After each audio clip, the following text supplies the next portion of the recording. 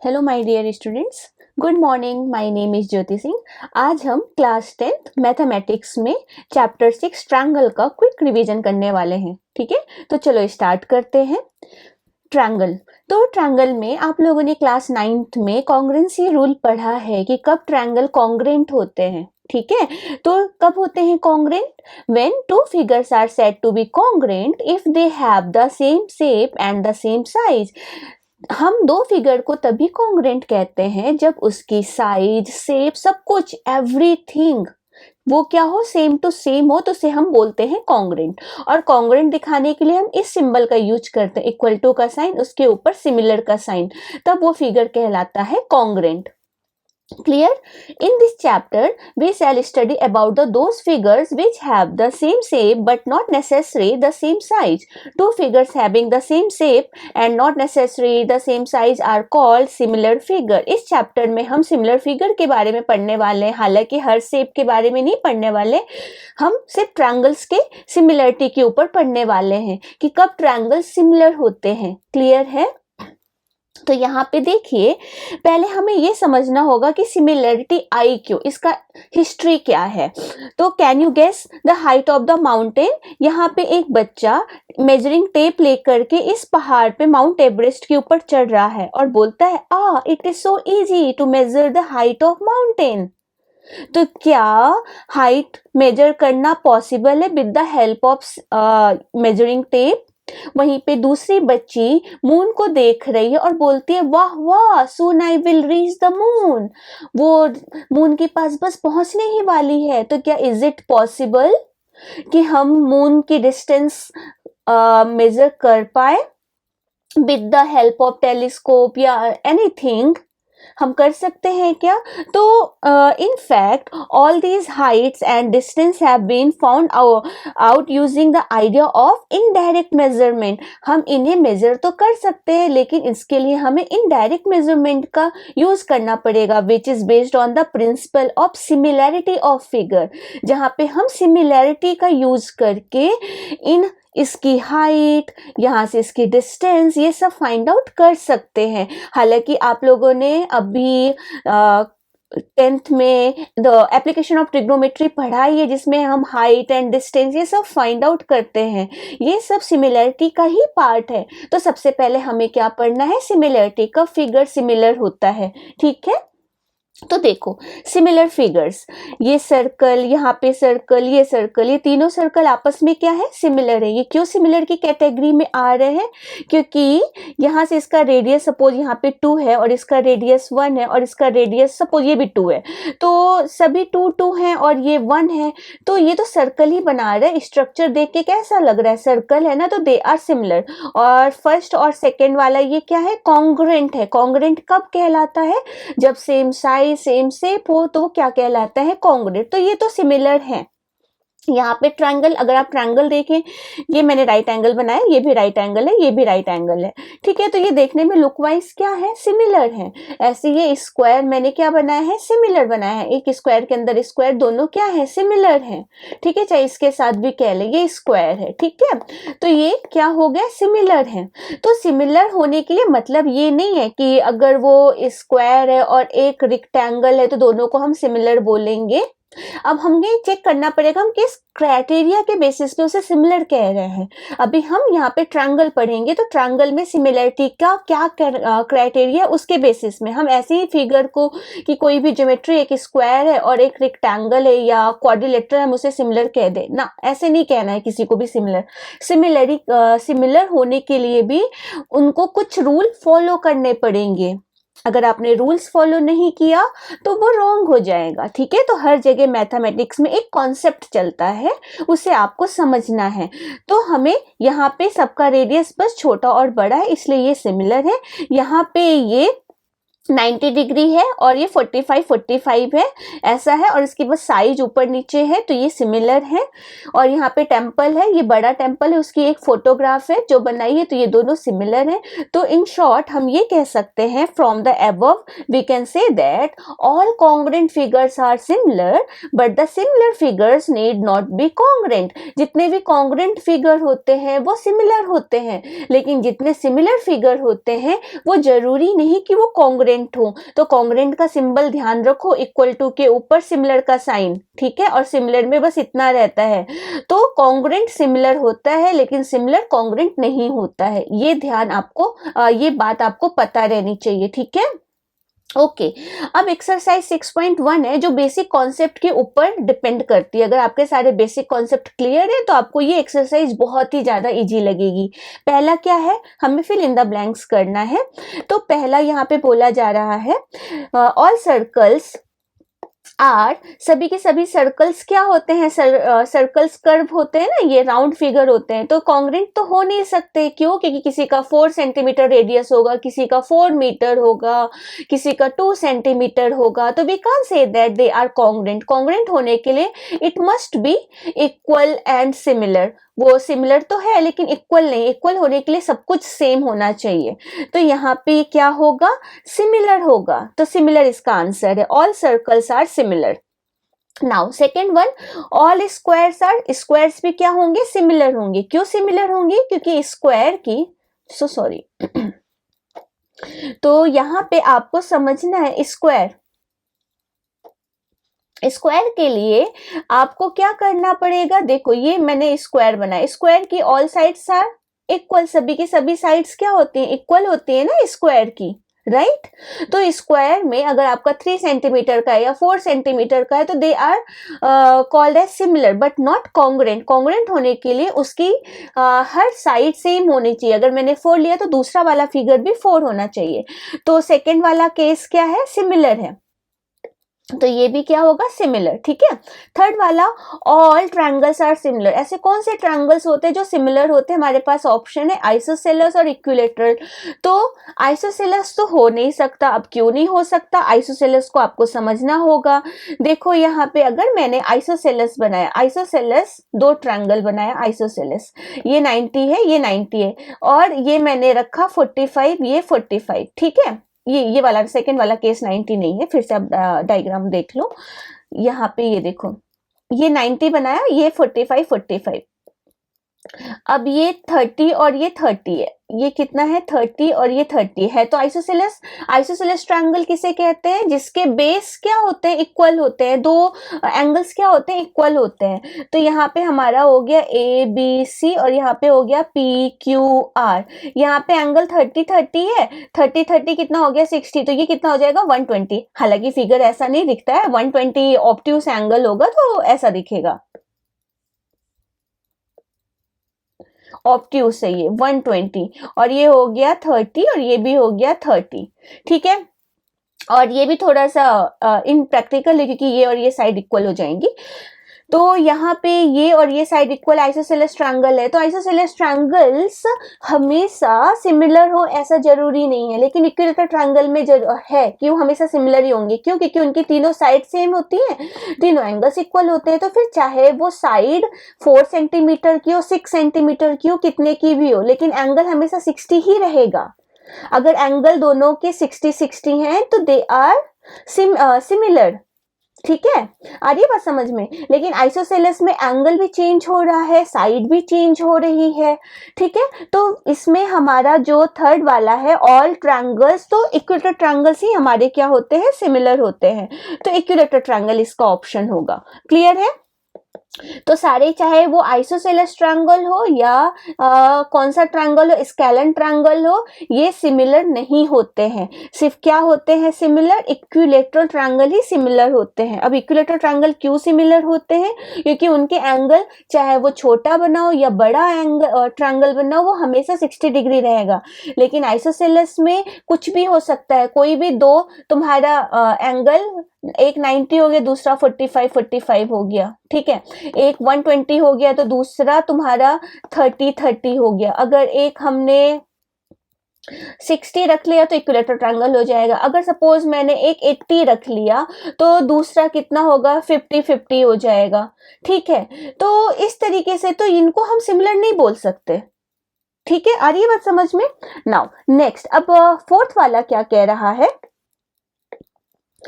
To polygons of the same number of sides are similar. Two polygons, polygons किसे कहते हैं, a closed figure which is made of line segment is called polygons. Polygons की अगर हम definition कहें तो क्या होता है, ऐसा क्लोज फिगर जो लाइन सेगमेंट से बना है उसे कहते हैं पॉलीगन। अब पॉलीगन सिमिलर कब होंगे, पहला ये, अब तुम लोग जो नेक्स्ट एक्सरसाइज में पढ़ने वाले उसी का ये डेमो है।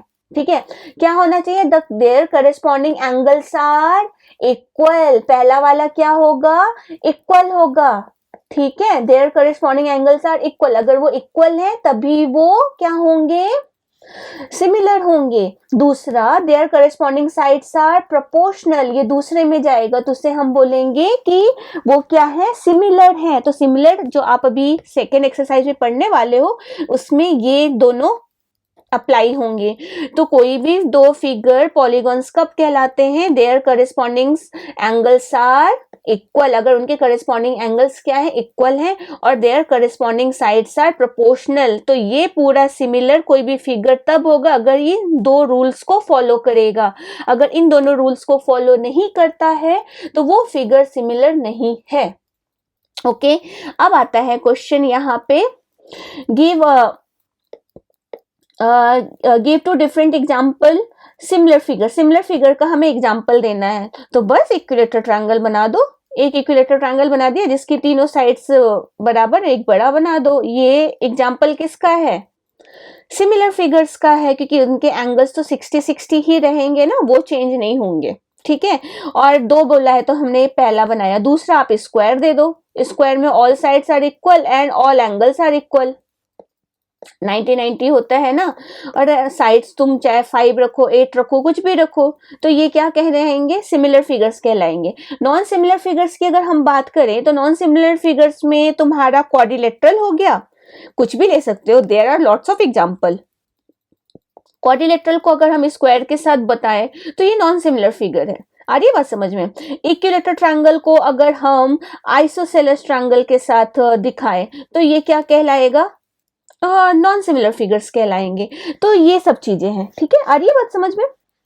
ओके, चलो नेक्स्ट हमें क्या पढ़ना है, सिमिलैरिटी ऑफ ट्रायंगल। हमारा टॉपिक ही है सिमिलैरिटी। तो अब सिमिलैरिटी ऑफ ट्रायंगल्स कब कब सिमिलर होते हैं, अभी तो हमने पढ़ा कि उनको होने के लिए दो रूल्स फॉलो करने चाहिए। कौन कौन से, two triangles are similar if their corresponding angles are equal and their corresponding sides are in the same ratio. Corresponding angle बोले तो यहाँ पे अगर हमने ये बना लिया, for example this is our triangle और ये मेरा ट्रायंगल इधर बन गया।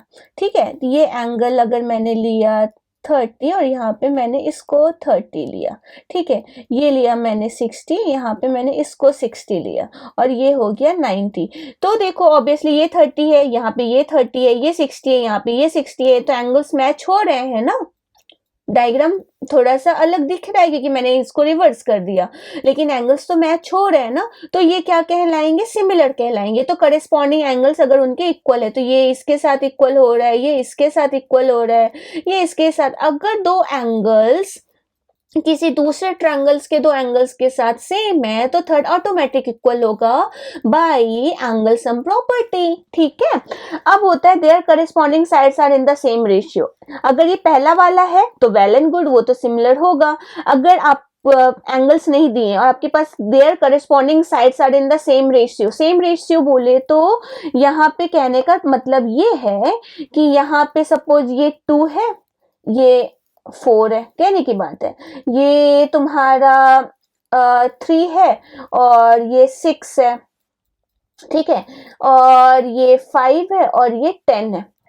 कहने का मतलब ये कि जस्ट डबल हो या हाफ हो या ट्रिपल हो, उनके रेशियो अगर सेम आ रहे हैं तो देखो 2 2 जा 4, 3 2 जा 6, 5 2 जा 10, हर एक के साथ टू कॉमन है, मतलब टू का मल्टीपल है यहाँ पे, तो रेशियो सबका क्या आ रहा है 1/2 या तो 2 कह लें, ठीक है। तो रेशियो क्या होने चाहिए, सेम होने चाहिए, तब भी वो किस क्राइटेरिया में आता है, सिमिलैरिटी, कि वो दोनों क्या है, सिमिलर फिगर है। या तो आपके पास एंगल्स गिवन होंगे या तो आपके पास साइड्स गिवन होंगे, तो आप उसमें से देखो कि कौन सा किस पे क्या फॉलो कर रहा है, ठीक है।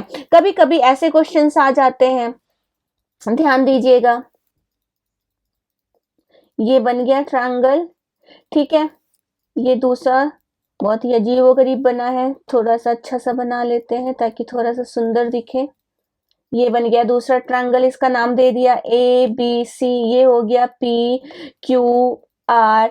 अब इनके साइड्स दिया हुआ है, ये 1.5, यहाँ पे हो गया 2.5 और यहाँ पे हो गया 5.5, ठीक है।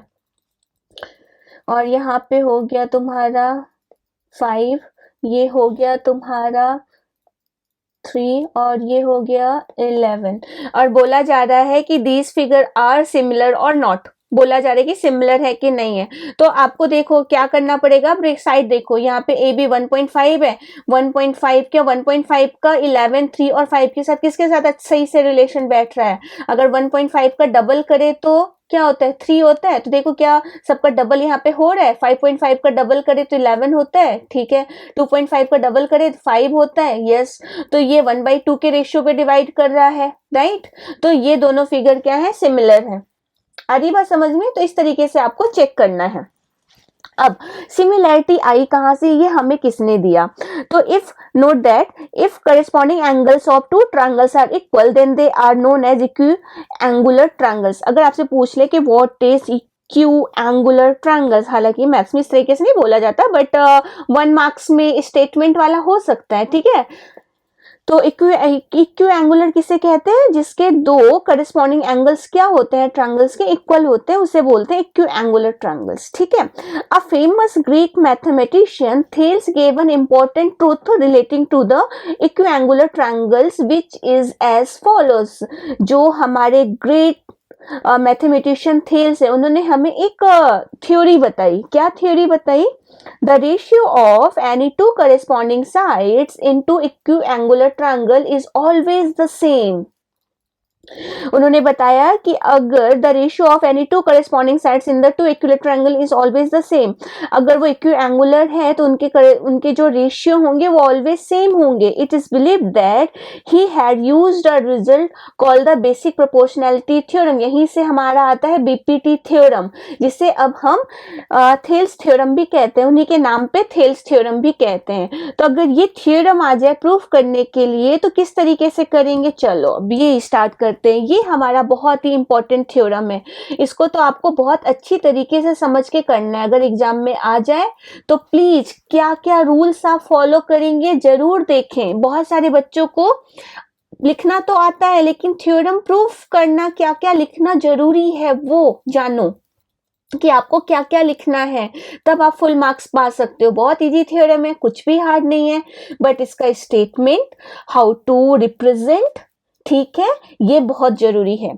तो क्वेश्चन क्या है यहाँ पे, if a line is drawn parallel to one side of a triangle to intersect the other two sides, बोला जा रहा है कि एक ट्रायंगल में किसी साइड का अगर हम पैरेलल लेते हैं तो वो रिमेनिंग दो साइड्स को कट करके जाती है इन डिस्टिंक्ट पॉइंट्स। तो the other two sides are divide in the same ratio, जब वो डिस्टिंक्ट पॉइंट पे कट करके जाती है तो उस साइड को क्या कर रही है, सेम रेशियो पे डिवाइड कर रही है। कभी कभी एग्जाम में ऐसा भी आ सकता है, state and prove Thales theorem, तो आपको स्टेटमेंट भी लिखनी पड़ सकती है। तो स्टेटमेंट याद रहे, अगर स्टेटमेंट याद रहेगी तो वेल एंड गुड, ठीक है। अब देखो स्टेटमेंट में आपको डायग्राम बनाना जरूरी है, बिना डायग्राम बनाए पेपर सॉल्व मत करना, नहीं तो मार्क्स नहीं मिलेगा, ठीक है। तो सबसे पहले according to statement we need to draw diagram. तो सबसे पहले मैंने बना लिया ट्रायंगल, पहला स्टेप है इसे सॉल्व करने का, डायग्राम बनाना, ठीक है। तो ये हमारा ट्रायंगल बन रहा है, ये हो गया हमारा ट्रायंगल, ठीक है। अब मैंने इस पे क्या बोला जा रहा था, if a line is drawn parallel to one side of a triangle intersect the other two sides in distinct point. तो पहले इसकी नेमिंग दे देते हैं ए बी सी।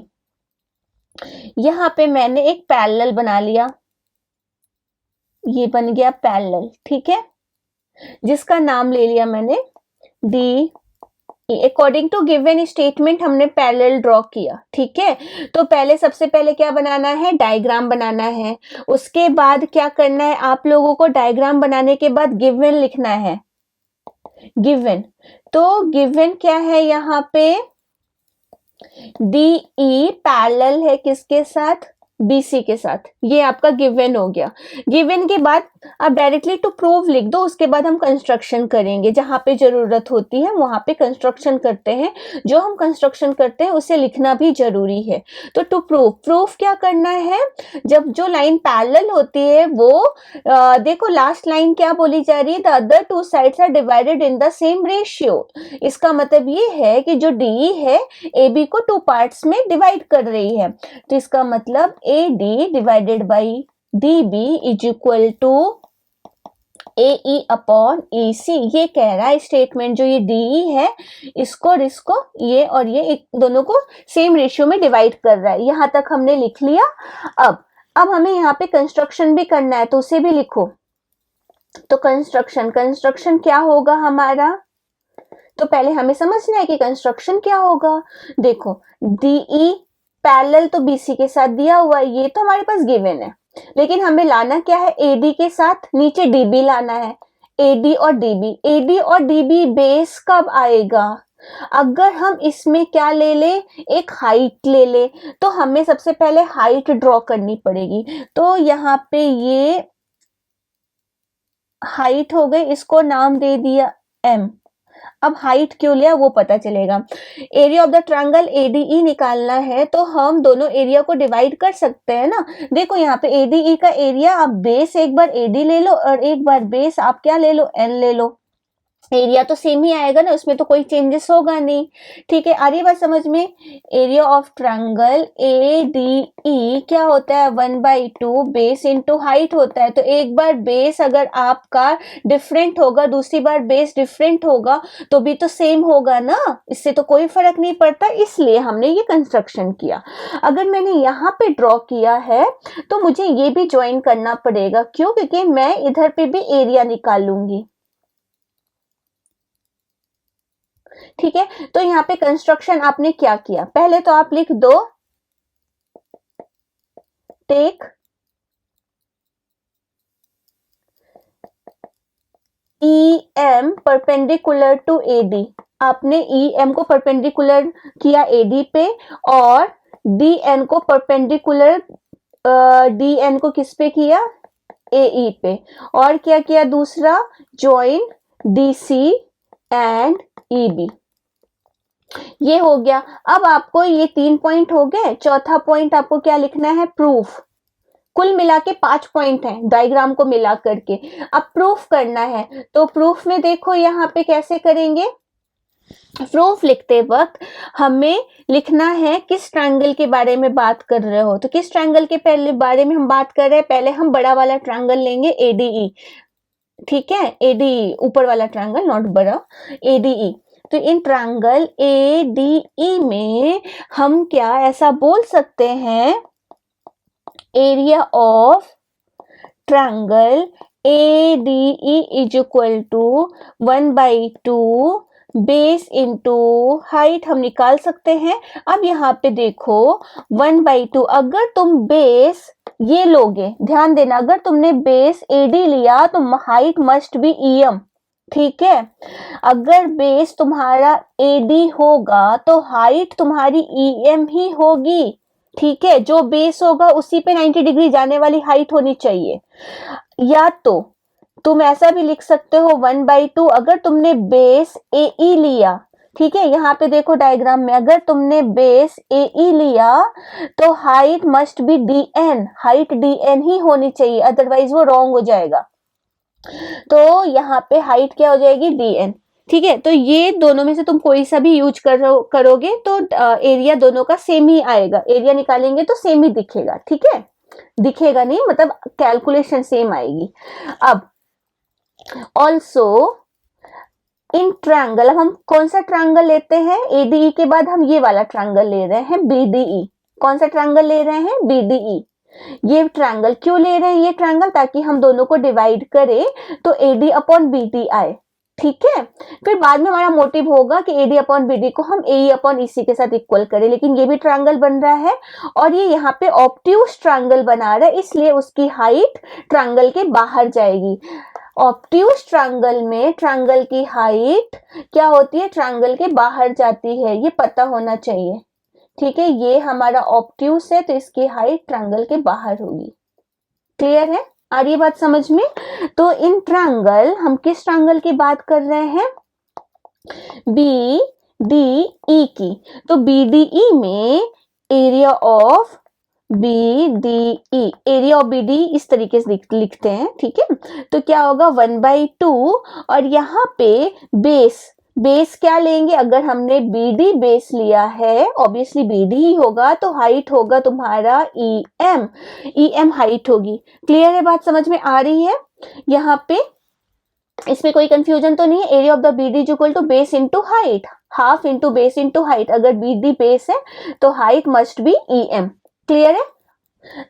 अब दोनों को हम क्या करेंगे, डिवाइड करेंगे। डिवाइड क्यों कर रहे हैं, because we want AD upon DB, और AD अपॉन DB कब आएगा, अगर हम इसको और इसको डिवाइड कर दें। तो बस इसको पाने के लिए हम डिवाइड कर रहे हैं। आ रही है बात समझ में। तो चलो देखो, ये वाला डायग्राम मैं यहाँ पे इरेज कर देती हूँ, दूसरी बार बना दूंगी ताकि आपको समझ में आ जाएगा। यहाँ पे बना देती हूँ, ठीक है। ये कि ऑब्ट्यूज ट्रायंगल में जो हाइट होती है ट्रायंगल के बाहर होती है, ठीक है, ठीक है। तो ये अब देखो, यहाँ पे मैंने क्या किया, दोनों को डिवाइड कर दिया। तो यहाँ पे हो जाएगा area of ADE divided by area of BDE, दोनों को डिवाइड किया। एरिया ऑफ ADE कितना था, 1/2, बेस कितना था यहाँ पे AD इंटू EM, ठीक है। और यहाँ पे BDE का 1/2 BD इंटू EM। अब देखो तुम्हें क्या मिला, अगर तुम लोग डिवाइड करोगे तो ADE और एरिया ऑफ BDE क्या मिला, हाफ हाफ ऊपर नीचे कैंसिल हो गया, EM कैंसिल हो गया, बच्चा किरा AD अपॉन BD। आपका ये पहला, इसको फर्स्ट दे दो, ये बचा, ठीक है। आ रही है बात समझ में। अब सिमिलरली, अब हमें पता है similarly area of triangle ADE को हम ये भी लिख सकते हैं 1/2 बेस AE ले लो, तो हाइट तुम्हें DN लेना पड़ेगा, राइट। अब हम इसका यूज कर रहे हैं, ये वाले पार्ट का, ठीक है। आ रही है बात समझ में। अब अगर हम इसको डिवाइड करें किसके साथ, एरिया ऑफ BDE तो हमने ले चुके हैं, अब हम कौन सा लेंगे, DEC लेते हैं, DEC, ठीक है। DEC क्यों ले रहे हैं, ताकि हम उधर डिवाइड कर सके। DEC में बेस क्या होगा, अगर EC होगा तो हाइट मस्ट बी DN। ध्यान दो, इसमें अगर बेस ये होगा, ठीक है, EC, तो हाइट क्या होगी, DN तो होगी। आउटर्स वाला जैसे इधर पे समझा वैसे उसको करना है, ये है तो ये मस्ट बी हाइट, ठीक है। आ रही बात समझ में। तो देखो यहाँ पे हाफ हाफ कैंसिल हो गया, बचा कितना, AE अपॉन EC, ये हो गया एरिया ऑफ ADE जो divided by area of DEC। जो हमें चाहिए था वो तो मिल गया, AE अपॉन EC, लेकिन क्या हम 1 और 2 को डायरेक्टली कह सकते हैं कि बोथ आर इक्वल, अभी नहीं कह सकते। क्यों नहीं कह सकते, अभी हमें एक पार्ट और करना जरूरी है। क्या दिखाना जरूरी है, वी नो दैट, आप लोगों ने 9th क्लास में पढ़ा है, क्या पढ़ा है, अगर ये पैरेलल जो लाइंस होती हैं, ये वाली on the same base and between the same parallels then their areas are equal। अगर सेम पैरेलल्स और एक कॉमन बेस के बीच में जो भी एरिया पड़ता है वो इक्वल होता है, तो हमें उसकी प्रॉपर्टी यूज करनी है। तो देखो यहाँ पे DE पैरेलल है ना BC के साथ, और अगर हम इस ट्रायंगल की बात करें तो इसमें ये वाले ट्रायंगल की बात करें तो इसमें तुम्हारा ईडी आ रहा था, फिर इस वाले ट्रायंगल की बात करें इसमें भी ईडी आ रहा था, तो दोनों के बेसिस क्या थे, सेम थे, बिटवीन द सेम पैरेलल्स, तो ये और ये ट्रायंगल का एरिया सेम होगा, तो हम बोल सकते हैं area of DEC is equal to area of BDE. तो हमें उसे स्टेटमेंट के साथ लिखना है, तो हम क्या लिखेंगे, here area of triangle BDE and area of triangle DEC are on the same base DE and between the same parallels, between the same parallels। कौन से पैरेलल्स, BC एंड बिटवीन कौन कौन से पैरेलल्स, BC एंड DE। तो इसका मतलब ये हो गया area of BDE is equal to area of DEC। ये हो गया थर्ड। अब फर्स्ट सेकेंड थर्ड तीनों को मिलाएंगे, तो पीछे न जाके मैं यहीं पे लिख देती हूँ। सो बाया फर्स्ट सेकेंड एंड थर्ड तीनों को मिलाया तो हमें क्या मिल गया, AD upon BD is equal to AE upon EC। ये क्यों आया, क्योंकि हमने यहाँ पे दिखा दिया कि जो एरिया है ये और ये दोनों क्या है, सेम है। तो अगर ये और ये दोनों सेम होंगे तो इनके राइट वाले पार्ट्स भी तो सेम हो जाएंगे ना, इसलिए। क्लियर है, आ रही बात समझ में? बहुत ही आसान था, कुछ नहीं करना था, लेकिन ये सारे स्टेप्स आपको लिखने जरूरी हैं। गिवन लिखना मत भूलना, टू प्रूव क्या लिखना है, कंस्ट्रक्शन लिखना, फिर प्रूफ करना। प्रूफ में प्रॉपर अच्छी तरीके से करना, इसमें सभी में स्टेप मार्किंग होती है। अगर आप लोगों ने अच्छी तरीके से नहीं लिखा, you will lose your marks. Clear है? तो इस तरीके से करना था। चलो move on to second theorem. Second theorem क्या है हमारा, if a line divides any two sides of a triangle in the same ratio then the line is parallel to the third side। जो हमारा 6.1 थ्योरम था उसी का converse है।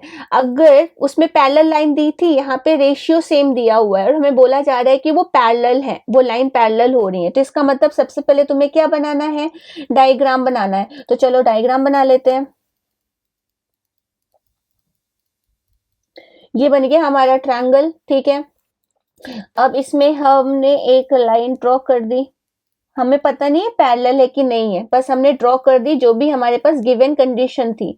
ABC, यहाँ पे D क्या गिवन था, गिवन लिखो, सबसे पहले गिवन लिखना है। डायग्राम बनाना भी बहुत जरूरी है, साथ ही साथ गिवन लिखना। गिवन क्या है, if a line divides any two sides of a triangle in the same ratio, मतलब हमारे पास सेम रेशियो गिवन है।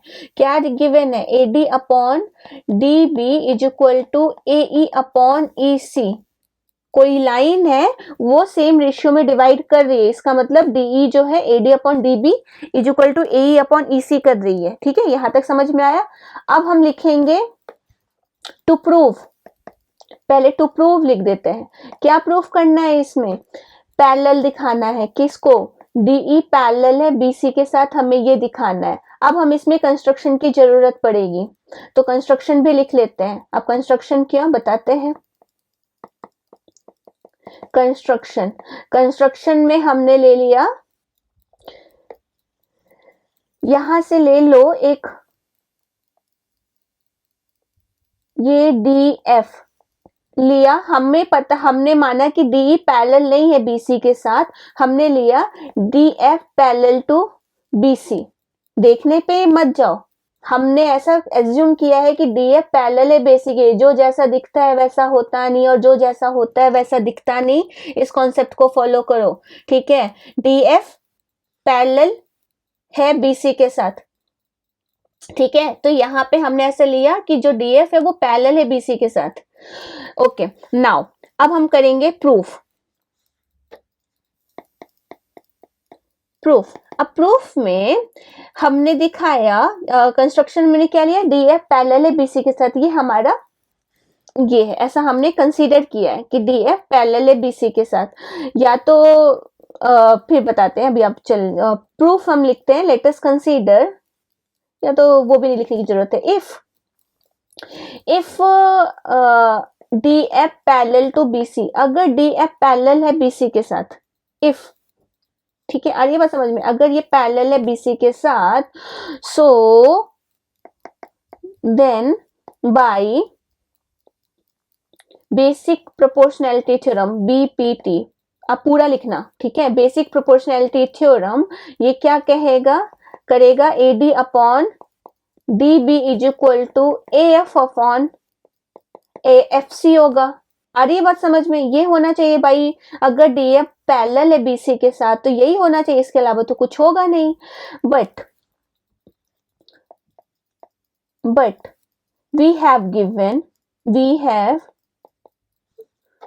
we have इसको फर्स्ट दे दो, बट वी हैव गिवन, क्या गिवन है हमारे पास, AD upon DB is equal to AE upon EC, ये गिवन है, this is your second part. अगर हम दोनों को फर्स्ट और सेकेंड को कंसीडर करें तो हमें क्या मिलता है, यहाँ पे देखो, बाय 1 एंड 2 आपको क्या मिला, AF, क्योंकि AD अपॉन DB दोनों तरफ है, तो AF upon FC is equal to AE upon EC, ये मिल रहा है। आ रही बात समझ में, तो इससे क्या समझ में आ रहा है, कुछ समझ में आ रहा है क्या, अभी भी नहीं आ रहा है कि भाई AF upon FC is equal to AE upon EC, कुछ भी नहीं समझ में आ रहा है। जब ऐसे केस आ जाए कि अब हम क्या करें इसके बाद, तो देखो यहाँ पे क्या करना है, यहां तक ला लिया हमने, नाउ इसको हम ले लेते हैं, now third can be written as, हम रेसिप्रोकल कर रहे हैं, ठीक है, क्या कर रहे हैं, रेसिप्रोकल, तो FC upon AF is equal to EC upon A। अब रेसिप्रोकल क्यों किया, ताकि हम दोनों तरफ 1 ऐड करें तो हम एक को इक्वल प्रूफ कर दे। देखो यहाँ पे अगर हम ऐड करते हैं 1 both side, add 1 both side, add 1 both side, तो हमें क्या मिलेगा, देखो तो आपको कॉन्सेप्ट क्लियर हो जाएगा, +1, और यहाँ पे भी हमने EC अपॉन AE में 1 ऐड किया, तो 1 ऐड करेंगे तो हमें एलसीएम लेना पड़ेगा ना भाई, यहाँ पे नीचे 1, यहाँ पे भी 1 लिख दिया। अब हम ऐड करेंगे तो क्या लिखेंगे, FC plus AF upon AF लिखेंगे, ऐसे यहाँ पे EC plus AE upon AE लिखेंगे। अब देखो अगर FC को, यहाँ पे ध्यान दो, FC को अगर हम AF के साथ ऐड करेंगे तो क्या मिलेगा, AC मिलेगा, AC अपॉन AF, और यहाँ पे क्या मिला, EC को अगर AE के साथ करोगे तो AC अपॉन क्या मिला, AE मिला। तो हमने यहाँ पे देखा, क्या देखा कि AC दोनों तरफ तो सेम है भाई, तो now so we get AF is equal to AE, हमें क्या मिला कि जो AF है वो AE के साथ क्या हो गया, इक्वल हो गया, AF AE के साथ इक्वल हो गया। तो अगर AF AE के साथ इक्वल है तो इसका मतलब इट मस्ट बी कोइंसाइड, ये तभी पॉसिबल है। सो E and F must be coincide. तो आपको यहाँ पे यहाँ तक करना है, ठीक है, प्रॉपर कोइंसाइड, अगर ये कोइंसाइड है सो यहाँ पे तुम्हारा DE पैरेलल टू BC। अब लास्ट में लिखना है, तो ये आपको पूरा पोर्शन करना है। जब आप NCERT टेक्स्ट बुक खोलते हो तो आपको शायद यहीं तक ये जो इक्वेशन थर्ड है यहाँ पे लिखा है y, ठीक है, फिर ये स्टेटमेंट सारी चीजें प्रूफ नहीं दी हुई हैं, तो आपको ये करना है, ठीक है, इस तरीके से करना है जैसे भी मैंने बताया। तो सबसे पहले आपको गिवन लिखना है, फिर टू प्रूफ, फिर कंस्ट्रक्शन, फिर उसके बाद प्रूफ। प्रूफ में आपने 1 और 2 को दिखाया कि जो डीएफ है वो पैरेलल है बीसी के साथ, ऐसा हमने एज्यूम किया है, जो कि कॉन्ट्राडिक्ट हो जाएगा क्योंकि हमने दिखा दिया ना कि जो एफ है वो ई के ऊपर है, एफ कोई अलग सा नहीं है, एफ ई ही है, ठीक है। तो हमने दिखा दिया उसी स्टेटमेंट का। फिर आपने एड वन बोथ साइड किया, ये जरूरी पार्ट है, ठीक है, इसको इसी तरीके से प्रूव करना, तो आपको पूरे फुल मार्क्स मिलेंगे। यहां तक समझ में आया? चलो नेक्स्ट क्वेश्चन। अब नेक्स्ट क्या है यहाँ पे, in figure PS upon SQ is equal to PT upon TR and angle PST is equal to PRQ दिया हुआ है। Prove that PQR is an isosceles triangle। Isosceles triangle बताना है, बहुत ही इजी क्वेश्चन है। तो सबसे पहले देखो यहाँ पे डायरेक्टली हम इसका सॉल्यूशन लिख रहे हैं। तो क्या दिया हुआ है, इट इज गिवन दैट, जो भी दिया है लिखो, इट इज गिवन दैट, क्या गिवन दैट है, PS upon SQ is equal to PT upon TR, ये गिवन है। तो इसका मतलब ये हो गया, सो अगर ये ध्यान से देखो, ये वाली साइड इसके साथ इक्वल है, ये इसके साथ इक्वल, ये है रेशियो में, दोनों इक्वल है, तो इसका मतलब ये हो गया कि ये क्या है, पैरेलल है ना। सो ST पैरेलल हो गया QR के साथ बाया BPT, ठीक है। इसलिए angle PST is equal to angle PQR, अगर वो पैरेलल है तो उनके एंगल्स ये वाला और ये एंगल क्या होगा, इक्वल होगा। कैसे, करेस्पॉन्डिंग एंगल के साथ, पढ़ा है ना करेस्पॉन्डिंग एंगल, अगर दो लाइंस पैरेलल होते हैं तो उनके करेस्पॉन्डिंग एंगल्स भी क्या होते हैं, इक्वल होते हैं। ऑल्सो हमारे पास क्या गिवन है, it is given that angle PST किसके साथ इक्वल है, PRQ के साथ। तो क्यों ना हम इसको फर्स्ट पार्ट कर लें, इसको सेकंड। तो बाय 1 और 2 क्या हो जाएगा, एंगल PQR किसके साथ इक्वल हो जाएगा, PRQ के साथ। अगर दो एंगल्स इक्वल हो गए तो इसका मतलब है उनकी साइड भी इक्वल है, PQ is equal to PR। अगर base angles are equal then their opposite sides are also equal, ठीक है। तो यहाँ पे लिखो, क्या लिखोगे, side opposite the equal angle, इसलिए ट्रायंगल PQR इज क्या हो गया, आइसोसेलेस ट्रायंगल। बहुत इजी था, बस हो गया यहीं पे प्रूफ। बस क्या क्या हमने किया, ये दिखा दिया, ये पैरेलल इसके साथ इसलिए ये इसके साथ इक्वल है, और हमारे पास ये वाला इसके साथ इक्वल है इसलिए ये दोनों आपस में इक्वल हो गए, हो गया आइसोसेलेस ट्रायंगल बन गया। और तो कुछ करना है नहीं यहाँ पे, ठीक है। चलो नेक्स्ट क्वेश्चन। नेक्स्ट में क्या है, ABCD is a trapezium in which AB parallel to DC। ABCD एक ट्रेपीजियम है जिसमें AB पैरेलल है DC के साथ। तो सबसे पहले आपको ट्रेपीजियम बनाना पड़ेगा।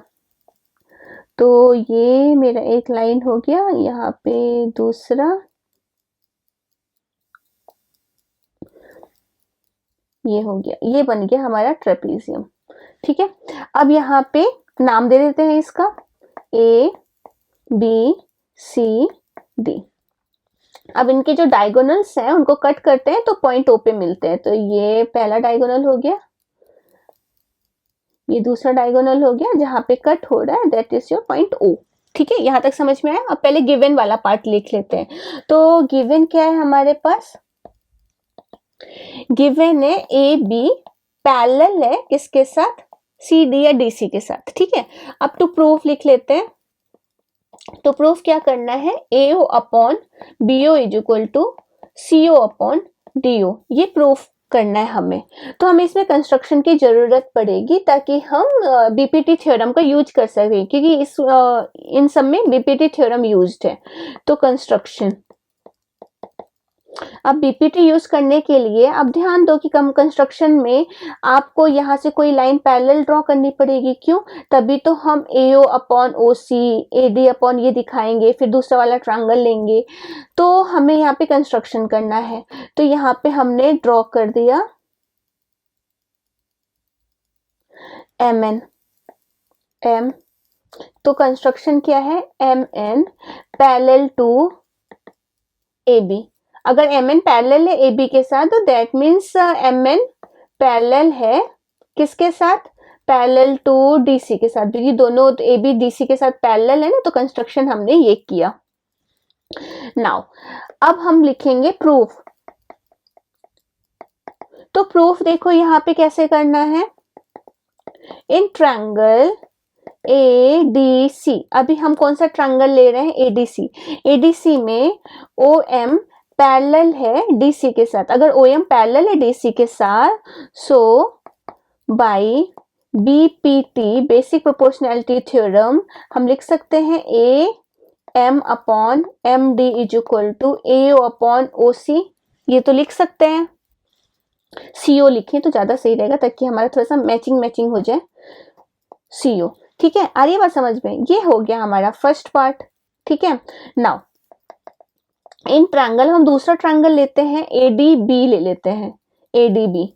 अब एडीबी क्यों ले रहे हैं, ताकि उसमें ए एम अपॉन एम ये आएगा ना, एडीबी, ये वाला ट्रायंगल ही क्यों ले रहे हैं एडीबी, ताकि इसमें A M upon M D फिर से आएगा ताकि हम उसको कैंसिल आउट कर सकें, बस ये रीजन है। तो इसमें हम क्या लिख सकते हैं, अब देखो यहाँ पे ट्रायंगल ये वाली लाइन इसके पैरेलल है। ठीक है, तो हम D M upon A M और D O upon B O ऐसा लिखेंगे। ठीक है, तो इन ट्रायंगल इसमें हमारा है O M parallel to A B, तो हम इसे लिखेंगे M D upon A M is equal to O D upon O B. ये आपका सेकेंड पार्ट है। अब हम इसको जो है नाउ जो ये हमारा सेकेंड वाला है, देखो सेकेंड वाले को हम ऐसा लिख सकते हैं, एम डी अपॉन, अभी वही लिख रही हूँ, डी ओ और यहाँ पे बी ओ। अब हम इसको रेसिप्रोकल कर देते हैं, रेसिप्रोकल कर देंगे तो हमें क्या मिलेगा, A M upon M D is equal to B O upon D O. ये हो गया third part. Now by one and third, अगर आप वन एंड थर्ड को गौर से देखें तो यहाँ पे भी A M upon M D है, यहाँ पे भी A M upon M D है, तो दोनों आपस में क्या हो जाएंगे, इक्वल हो जाएंगे। तो हमें क्या मिला, A O upon C O is equal to B O upon D O, ये मिला। लेकिन हमें प्रूफ क्या करना है, ए ओ के नीचे क्या है, बी ओ है, तो हम क्या करेंगे, क्रॉस मल्टीप्लाई कर देंगे, इसको इधर भेज देंगे, इसको उधर। ठीक है, तो यहाँ पे हो गया A O upon B O is equal to C O upon D O, proved. ठीक है, आ रही बात समझ में। तो इस तरीके से हमें प्रूफ करना था, बहुत ही इजी है, ज्यादा कुछ है नहीं, क्लियर है, कर लेंगे आप सभी की किस तरीके से करना है। इसका एक और भी क्वेश्चन है जो इसके कन्वर्स के ऊपर जाता है। ठीक है, तो एक ये भी देख लेते हैं, क्वेश्चन क्या है ये, the diagonal of a quadrilateral ABC D intersect each other at the point O such that. अब हमारे पास ये गिवन है, अब so that ABCD is a trapezium, वहां पे ट्रेपीजियम दिया हुआ था और हमें ये दिखाना था। अब हमारे पास यहाँ पे ये दिया हुआ है, हमें दिखाना है ट्रेपीजियम। जैसा हमने पहले सॉल्व किया ना क्वेश्चन नंबर 2, इसी का यूज करके इसे सॉल्व करना है, कुछ भी ज्यादा नहीं है, लेकिन सारी चीजें वैसे ही लिखनी है। पहले आपको गिवन लिखना पड़ेगा, डायग्राम बनाना पड़ेगा, तो पहले क्या करोगे, डायग्राम बनाओगे। ठीक है, तो देखो यहाँ पे डायग्राम बनाना जरूरी है, बिना डायग्राम के कुछ मत करना।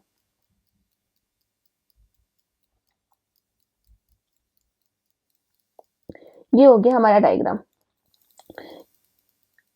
पैरेलल तो अभी लेना ही नहीं है, इसको तो मत ही लो।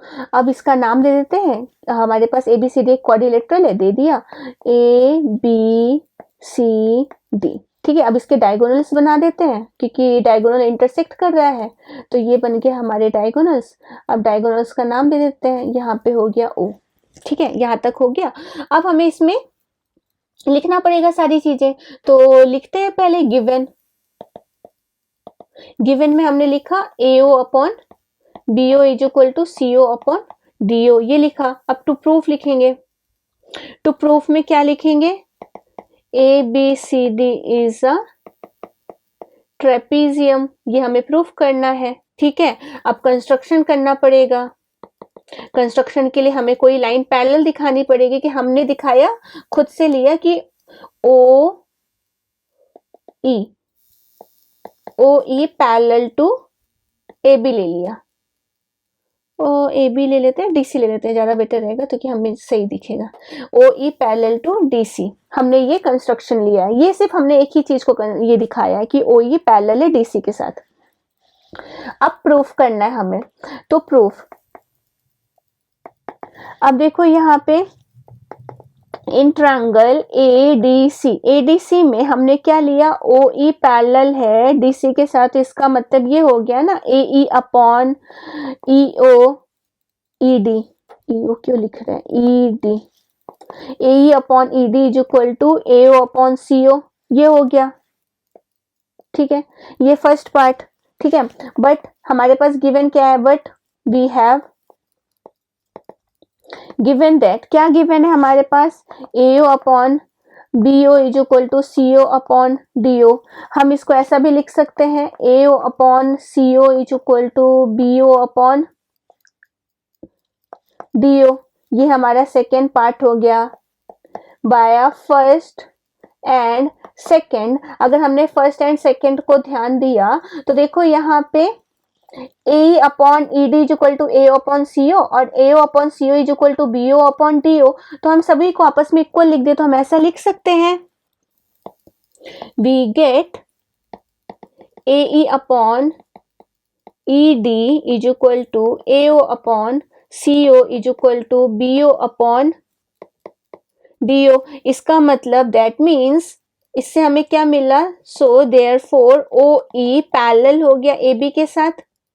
क्यों भाई, देखो यहाँ पे इसका और इनके बीच में रिलेशन देखो, ये वाला रेशियो इसके साथ और इसके साथ, इसका मतलब ये भी तो इसके साथ पैरेलल हो गया ना, तो O E parallel to A B हो गया। So O E parallel to A B and O E parallel to D C, तो इसका मतलब हो गया A B parallel to D C. हमें पैरेलल ही तो दिखाना था, ट्रेपेजियम होने के लिए बस अपोजिट साइड्स कोई एक पैरेलल होनी चाहिए, इसलिए A B C D is a trapezium, ठीक है। तो बस हो गया, इतना ही आसान था, ज्यादा कुछ करने की जरूरत नहीं थी, ठीक है। तो हमें पैरेलल दिखाना था तो हमने बस उसी कॉन्सेप्ट का यूज किया।